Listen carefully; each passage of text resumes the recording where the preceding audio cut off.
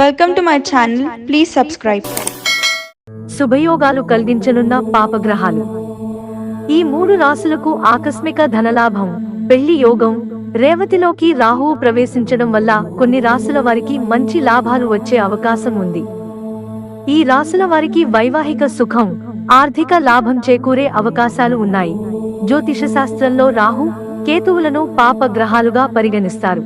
అటువంటి పరిస్థితిలో ఈ రెండు రాశులలో మార్పు ఖచ్చితంగా 12 రాశుల వ్యక్తుల జీవితాలను ఏదో ఒక విధంగా ప్రభావితం చేస్తుంది. పాపగ్రహం రాహు గురించి మాట్లాడుతూ, ఇది మీన రాశిలో ఉంది. ఇప్పుడు రాశిని మార్చేశాడు. రేవతి నక్షత్రంలో రాహువు 3వ దశలోకి ప్రవేశించాడు. రేవతి నక్షత్రానికి అధిపతి బుధుడు, బుద్ధి ప్రదాత. రేవతి నక్షత్రం 27 రాశులలో చివరి రాశి. రేవతి నక్షత్రంలోకి రాహువు ప్రవేశం అనేక రాశుల జీవితాలపై సానుకూల ప్రభావం చూపుతుంది.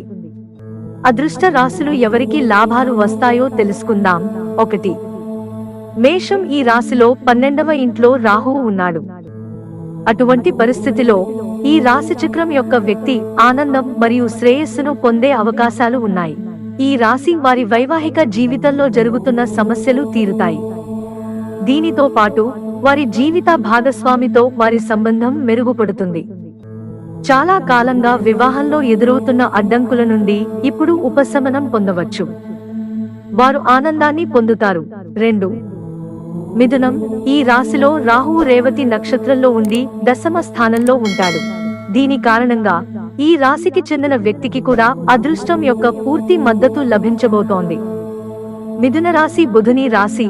రాహువు బుధుడు మాత్రమే రాశిలోకి ప్రవేశించాడు. దీని కారణంగా రాహువు జీవితంలో సానుకూల ప్రభావం చూపుతుంది. ఆర్థిక లాభాలతో పాటు వ్యాపారంలో అపారమైన విజయాలు సాధిస్తారు. 3. కన్యా రాశి. ఈ రాశి వారు రాహువు రేవతి నక్షత్రంలో ప్రవేశించి ఈ రాశిలోని 7వ ఇంట్లో ఉండబోతున్నారు. కన్యా రాశికి అధిపతి కూడా బుధుడు. ఈ కారణంగా ఈ రాశి చక్రం యొక్క వ్యక్తి జీవితంలో మంచి ప్రభావాలను చూసే అవకాశాలు ఉన్నాయి. జూలై నాటికి కొత్త వ్యాపారాన్ని ప్రారంభించడం ద్వారా భారీ లాభాలను ఆర్జించవచ్చు. మిత్రులారా, మాకు మీ సహకారం అందించడానికి వీడియోను లైక్ చేయండి. ఇంట్రెస్టింగ్ వీడియోస్ కోసం ఛానల్ సబ్స్క్రైబ్ చేసుకోవడం మర్చిపోకండి. ధన్యవాదాలు.